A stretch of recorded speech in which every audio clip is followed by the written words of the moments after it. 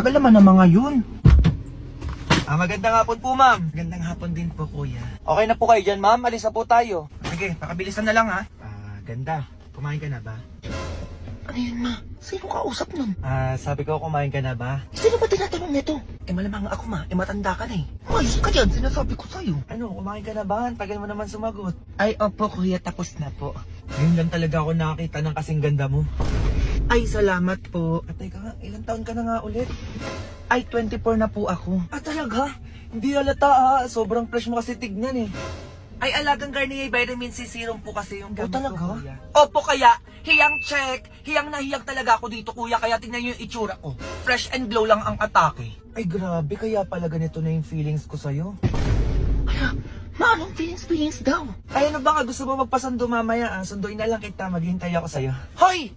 Ay, bakit po ma'am? Ano po yun? Ano sundo-sundo yung pinagsasabi mo yan? Tigilan mo yung anak ko, baka matamaan ka sa akin. Ha? Wala naman po ako sinasabing ganun Hoy, ma. Kung ano-ano tinatanong mo sa anak ko, kung kumain ka naman ng ganyan-ganyan, hindi ka na lang mag-drive dyan. Ano pinagsasabi nyo? Kausap ko yung girlfriend ko. Ay, Ayan naka-headset ako naka-headset pala. Oo, mama, hindi ko napansin. Ang hilig nyo kasi siguro makichismis sa may usapan na may usapan, kaya akala nyo kayo yung kinakausap. Magsibaba na lang kayo, baka ano pa bago ako sa inyo. Nagbaba na daw. Ito na nga, ma. Hoy, teka lang yung bayan nyo!